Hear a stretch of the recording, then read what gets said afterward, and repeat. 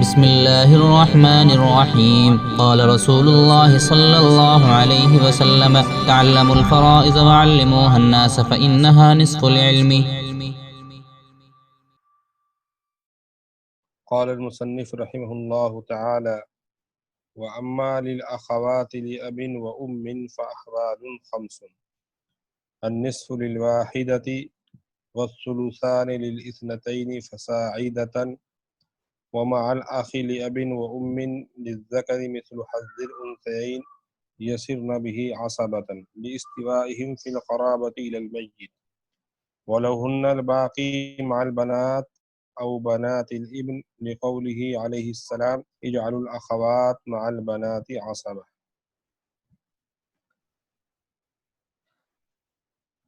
فرماتے ہیں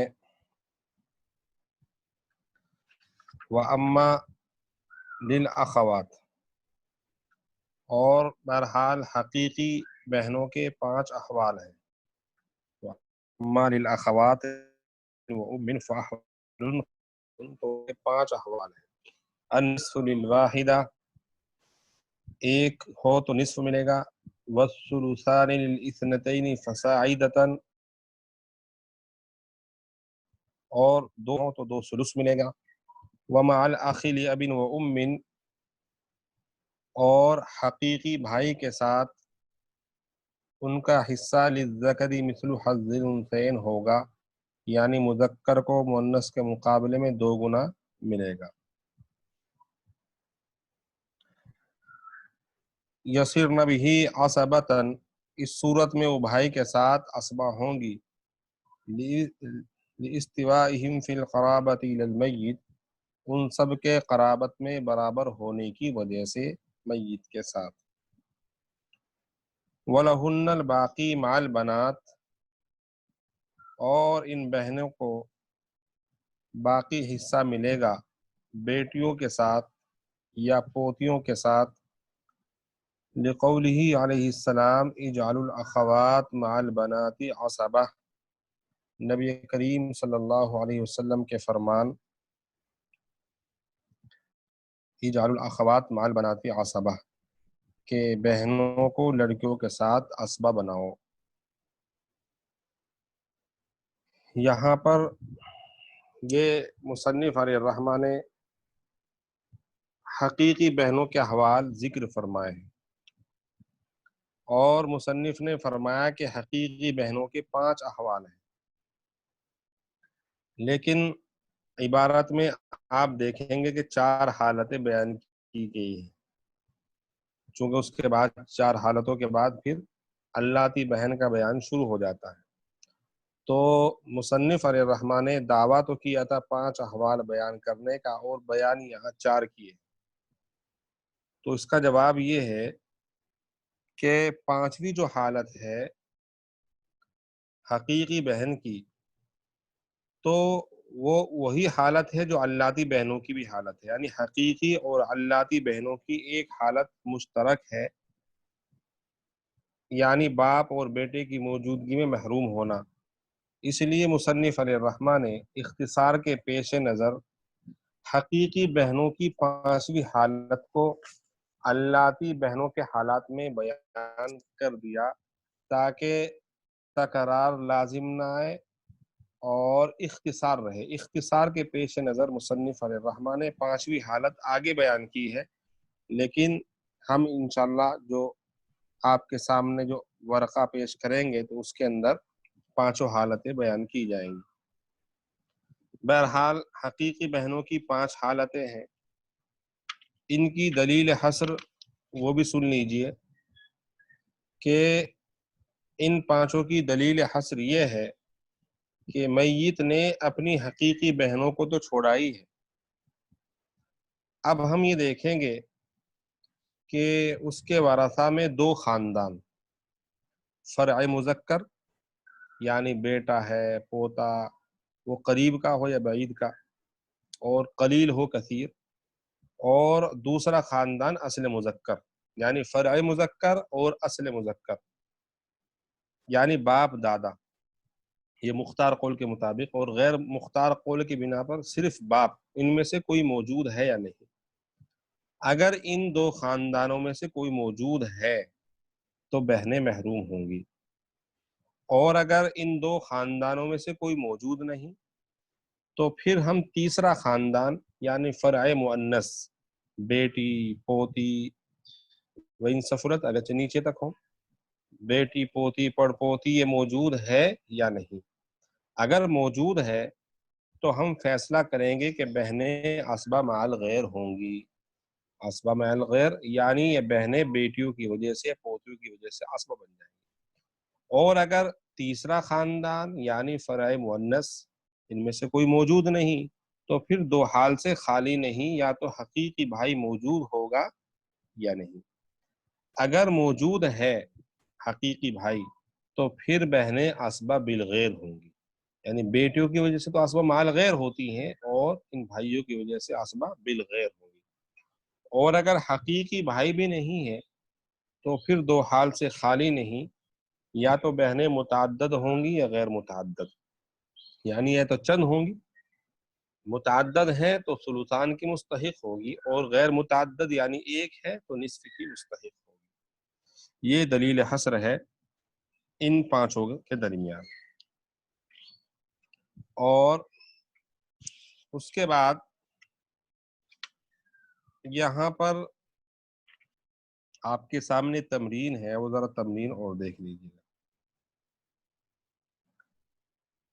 یہ آپ اسکرین پر دیکھیے، وَأَمَّا لِلْأَخَوَاتِ لِأَبٍ وَأُمٍّ فَأَحْوَالٌ خَمْسٌ، اور بہرحال حقیقی بہنیں اخوات لِأَبٍ وَأُمٍّ یعنی باپ اور ماں دونوں کی شریک ہوں تو اس کو حقیقی کہتے ہیں۔ تو اس کی 5 حالتیں ہیں۔ الاول لکھا ہے النصف للواحدہ۔ مولانا مبارک صاحب آپ ذرا اشارہ کر دیا کریں جہاں میں بتاتا ہوں۔ جی ٹھیک ہے۔ النصف للواحدہ کہ پہلی حالت یہ بیان کی ہے مصنف علیہ الرحمہ نے کہ اگر بہن ایک ہو تو اس کو نصف ملے گا۔ اب مثال دیکھیے سامنے کہ طارق کا انتقال ہوا، اس نے ایک حقیقی بہن کو چھوڑا ہے، اخت لابن و امن، اور عم کو چھوڑا ہے۔ اب یہاں اخت لابن و امن نصف کی مستحق ہے، اس لیے اس کے نیچے آپ نے دیکھا نصف لکھا ہوا ہے۔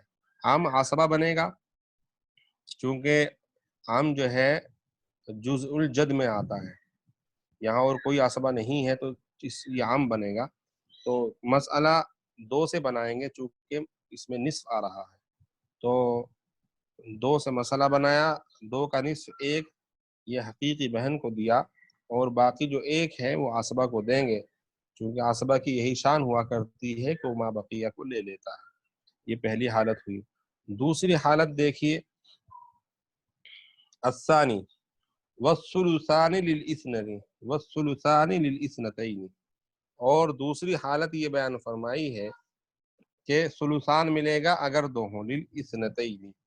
اب یہاں مثال دیکھیے، طارق کا انتقال ہوا، دوسری حالت پر اشارہ کیجیے، اخت لابن و امن 2 ہیں اور عم ہے، تو جب 2 ہوتی ہیں تو ان کو ثلثان ملتا ہے اور عم عصبہ ہوگا، تو مسئلہ 3 سے بنائیں گے۔ 3 کا جو 2 ثلث ہے وہ 2 ہیں، 1 ان دونوں بہنوں کو مل جائے گا، اور باقی 1 بچائے گا وہ عصبہ کو مل جائے گا۔ یہ مثال ہوئی اثنتین کی، اگر 2 بہنیں ہوں۔ فصاعدتن، مصنف علیہ الرحمہ نے یہ جملہ بھی ارشاد فرمایا فصاعدتن یا زیادہ ہوں، تو زیادہ کی مثال دیکھیے اخت لابن و امن، اس مسئلے میں فصاعدتن کے سامنے دیکھیں جو لکھا ہوا ہے، یہاں 3 بہنیں ہیں اور عم ہے، تو مسئلہ بھی اسی طرح بنائیں گے، ثلثان ان تینوں کو دیں گے 2 اور 1 عم کو دیں گے۔ اب یہاں پر جو 2 ہے وہ 2 بہنوں میں تقسیم نہیں ہو سکتا، کسر ہو رہا ہے۔ اگر آپ اس کی تصحیح کرنا چاہتے ہیں یعنی برابر دینا چاہتے ہیں، کسر نہ رہے، تو پھر اس میں تصحیح کریں گے، یعنی 2 ان کے سہام ہیں اور عدد رؤوس یہ بہنیں 3 ہیں، تو عدد رؤوس 3 کو آپ لیں گے، اور اصل مسئلہ جو 3 سے بنا ہے اس میں ضرب دیں گے، جو جب 3 کی ضرب 3 میں دیا آپ نے تو یہاں حاصل ضرب 9 آیا، تو 9 میں سے جو سلوسان ہوگا وہ 6 بنے گا. تو اس کا مطلب یہ ہوا کہ ان تینوں بہنوں کو 6 ملیں گے. تو دیکھو یہاں پر 6 لکھا ہوا ہے، ان کو ہم نے گول دائرے میں بنا دیا اور پھر ان کو الگ الگ دے دیا. پہلے 6 کو اکٹھا دیا، لیکن اس کے بعد اس کو گول دائرے میں بنانے کا مطلب یہ ہے کہ آپ حساب گویا اس کو الگ الگ کر لیجئے. تو ہر ایک کے نیچے پھر 2 لکھ دیا، وہ سطر لگا کے یعنی اوپر ہلکا سا نشان لگایا ہے سطر کا، پھر لکھا ہے 2، تاکہ یہ بات ظاہر ہو جائے کہ جو 2 ملے ہیں تصحیح کے بعد ملے ہیں. اور اس کے بعد باقی کتنے بچے ہیں؟ 3. وہ 3 عم کو یعنی عصبہ کو ملیں گے. یہاں عصبہ کے نیچے 3 لکھ لیجئے گا. آپ اپنی کاپی میں جب آپ اس کو لکھیں گے تو اس کے نیچے 3 وہاں چھوٹا ہوا ہے، تو 3 اس کو دے دیں گے. تو اس طریقے سے یہ 9 برابر تقسیم ہو جائیں گے. تیسری حالت بیان فرمائی ہے الثالث ومع الاخ لأب. تیسری حالت جو ہے ومع الاخ لأب وام للذکر مثل حظ الانثیین یصرن بھی عصبۃ لاستوائہم فی القرابۃ للمیت. اور حقیقی بھائی کے ساتھ للذکر مثل حظ الانثیین کی وجہ سے وہ عصبہ بن جائیں گی، ان کے قرابت میں برابر ہونے کی وجہ سے میت کی جانب، کیونکہ وہ قرابت میں برابر ہیں، وہ بھی ماں اور باپ دونوں کی شریک ہیں اور بھائی بھی شریک ہیں، تو اس وجہ سے ان کو عصبہ بنائیں گے. اب یہاں دیکھیے طارق کا انتقال ہوا، اس نے ایک حقیقی بہن کو چھوڑا ہے، ایک حقیقی بھائی کو چھوڑا ہے، تو یہ عصبہ بالغیر اس کے نیچے لکھ دیا اور اخلی بن ومن کے نیچے عصبہ بنفسہ لکھا ہے. تو یہاں پر مسئلہ 3 سے بنائیں گے، چونکہ اخلی بن ومن یہ 2 بہنوں کے درجے میں ہے اور ایک بہن یہ ہے، تو گویا عدد رؤوس 3 ہوئے.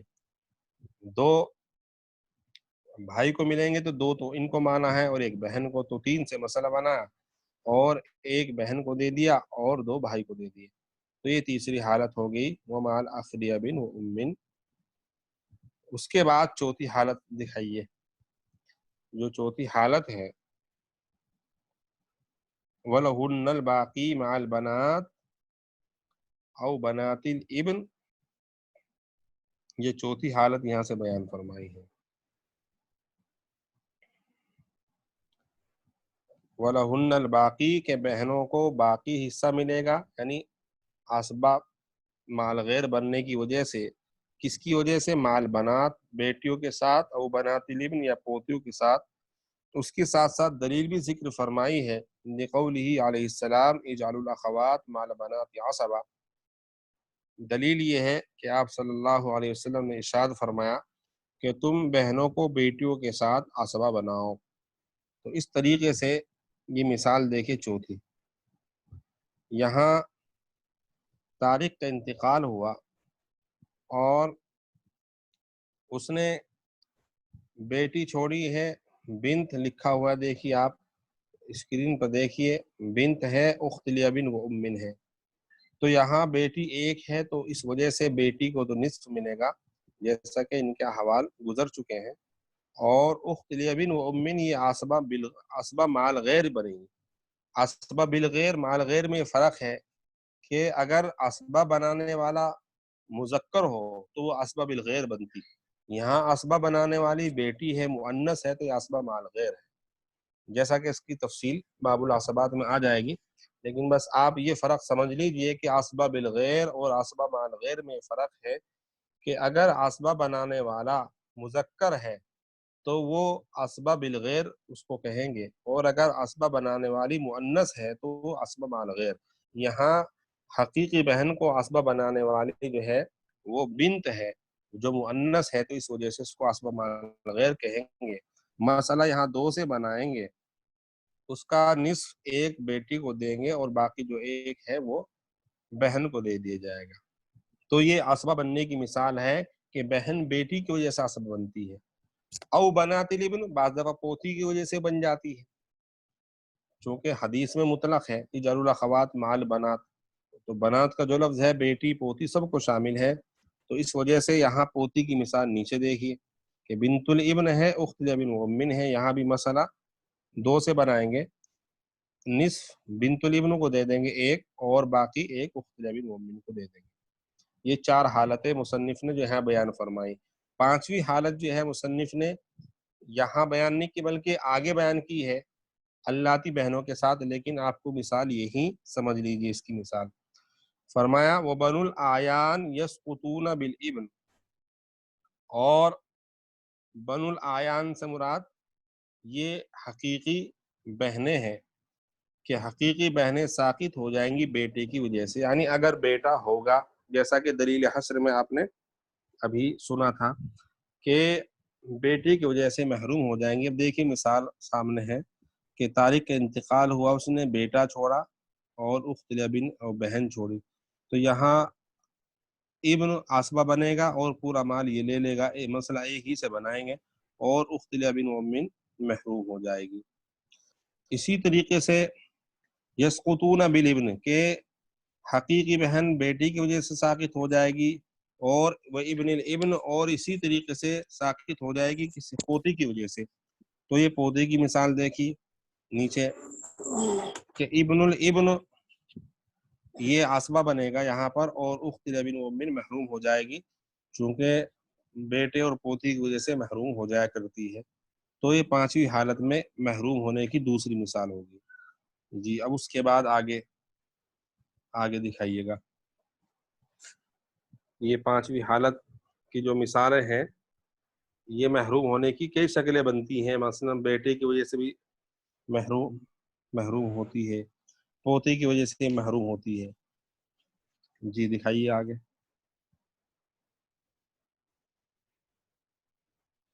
یہ بنو الآیان کا لفظ جو ہے یہ حقیقی بہنوں کو شامل ہوتا ہے، چونکہ آیان جو ہے عین کی جمع ہے، اور عین کے ایک معنی آتے ہیں خیار و کل شیء، یعنی ہر چیز کا اچھا اور عمدہ حصہ، کہ اچھی اور عمدہ چیز کیا آتے ہیں، تو یہاں مراد بھائی بہن ہیں جن کے ماں باپ ایک ہوں، چونکہ وہ اللاتی اور اخیافی سے عمدہ اور اعلیٰ ہوتے ہیں، اور ان میں چونکہ دو قرابتیں پائی جاتی ہیں، اس لیے ان کو بنو الآیان کہا جاتا ہے۔ تو بہرحال بنو الآیان کے محروم ہونے کی مثال چل رہی ہے، یہ وبالاب بالاتفاق، اور باپ کی وجہ سے بھی یہ حقیقی بہن محروم ہو جائیں گے، یعنی بالاتفاق، یعنی اس میں امام ابو حنیفہ اور صاحبین وغیرہ کا کوئی اختلاف نہیں۔ دیکھیں مثال، طارق کا انتقال ہوا، اس نے اب کو چھوڑا اور اخت لابن و امن کو چھوڑا ہے، تو یہاں مسئلہ ایک سے بنائیں گے اور کل مال باپ کو دے دیا جائے گا، اور حقیقی بہن محروم ہو جائے گی باپ کی وجہ سے۔ وبالجد عند ابی حنیفہ، اور دادا کی وجہ سے امام ابو حنیفہ رحمۃ اللہ علیہ کے نزدیک، یعنی حقیقی بہن جو ہے دادا کی وجہ سے محروم ہو جاتی ہے۔ امام صاحب کے نزدیک جیسا کہ مثال ہے کہ جد موجود ہے تو کل مال جد کو دے دیا جائے گا، اور اخت لبن مومن کیا ہے دادا کی وجہ سے محروم ہو جائے گی۔ یہ امام ابو حنیفہ رحمۃ اللہ علیہ کے نزدیک ہے، اور یہی قول مفتابی ہے، ورنہ صاحبین رحمۃ اللہ علیہ کے یہاں یہ باپ کی وجہ سے تو محروم ہو جاتی ہے، لیکن دادا کی وجہ سے محروم نہیں ہوتی ہے، جیسا کہ اس کا بیان باب مقاسمۃ الجد میں آگے آئے گا۔ تو یہاں تو بس اتنا سمجھ لیجئے کہ دادا کی وجہ سے جس طرح باپ کی وجہ سے یہ حقیقی بہن محروم ہوتی ہے، اسی طرح دادا کی وجہ سے بھی محروم ہو جاتی ہے، اور یہ سامنے آپ کی مثالیں ہیں۔ تو بہرحال یہ حقیقی بہن کی 5 حالتیں آپ کے سامنے آ گئی ہیں۔ تو اس کا ایک مرتبہ یہ عبارت پھر دیکھ لیجئے، وَأَمَّا لِلْأَخَوَاتِ لِأَبٍ وَأُمٍّ فَأَحْوَالٌ خَمْسٌ، اور بہرحال حقیقی بہنیں فَأَحْوَالٌ خَمْسٌ، پس ان کی 5 حالتیں ہیں۔ النصف للواحدہ، اگر ایک ہو تو نصف ملے گا، والثلثان للاثنتین فصاعدۃ، اور 2 ثلث ملیں گے 2 کو یا زیادہ کو، یعنی 2 ہوں یا زیادہ ہوں۔ ومع الاخ لاب وام للذکر مثل حظ الانثیین، اور حقیقی بھائی کے ساتھ للذکر مثل حظ الانثیین کی وجہ سے وہ عصبہ بنے گی، یصرن به عصبۃ لاستوائهم فی القرابۃ للمیت، ان کے میت کی جانب قرابت میں برابر ہونے کی وجہ سے، وَلَهُنَّ الْبَاقِي، اور ان بہنوں کو باقی مال ملے گا بیٹیوں کے ساتھ یا پوتیوں کے ساتھ، نبی علیہ السلام کے فرمان اجعلوا الاخوات مال بناتی عصبتن کی وجہ سے۔ یہ یہاں تک ہو گئی 4 حالتیں، اور 5ویں حالت مصنف نے آگے بیان فرمائی ہے اگلے صفحے میں، تو مثال آپ نے لکھ لی، یہاں پر آپ نے دیکھی، وہ اگلے صفحے میں ہے، وہ ہے وبن الآیان، اگلے صفحے میں ہے وبن الآیان والعلات کلہم یسقطون بالابن۔ وبن الآیان یعنی حقیقی بہن، میں نے بتایا بن الآیان سے مراد حقیقی بہن ہے، کہ چونکہ آیان کے معنی آتے ہیں خیار کل شے، ہر چیز کا عمدہ اور منتخب حصہ، تو حقیقی بہن اللاتی اور اخیافی کے مقابل عمدہ ہوتی ہے، تو اس وجہ سے اس کو بن الآیان کہا ہے۔ تو بہرحال حقیقی بہنیں یسقطون بالابن، وہ ساقط ہو جائیں گی بیٹے کی وجہ سے، وابن الابن، اور پوتے کی وجہ سے، بھائی انصفلا اگرچہ نیچے تک ہو، یعنی بیٹا، پوتا، پڑ پوتا، ان سب کی وجہ سے محروم ہو جائیں گی۔ وبالاب بالاتفاق، اور باپ کی وجہ سے بھی بالاتفاق محروم ہو جائے گی۔ وبالجد عند ابی حنیفہ، اور دادا کی وجہ سے بھی امام ابو حنیفہ رحمۃ اللہ علیہ کے نزدیک محروم ہو جائے گی۔ تو یہ اس طریقے سے آپ کے سامنے ان کی 5 حالتیں آ گئی۔ بس یہیں تک آپ رکھیے، باقی انشاءاللہ کل ہوگا، چونکہ درمیان میں پھر نیٹ کٹ جاتا ہے۔ تو میری درخواست ہے کہ جو بھی آپ اسکرین پر دیکھ رہے ہیں، تو ان کو آپ اپنے پاس محفوظ کر لیجئے، یا تو اپنی کاپیوں میں لکھ لیں اس کو، یا پھر ان کے پرنٹ نکال کر کے اپنے پاس محفوظ رکھیں صفحہ نمبر کے ساتھ، تاکہ یہ موبائل میں پھر ڈیلیٹ ہو جاتے ہیں۔ تو بہرحال اس طرح مثالوں سے تاکہ یہ عبارت جو ہے سمجھنے میں مدد ملے، اور جب آپ اس کا مراجعہ کریں تو اصل کتاب کو سامنے رکھ کر کے تب یہ سبق کو سنیں، تو انشاءاللہ امید ہے کہ فائدہ ہوگا۔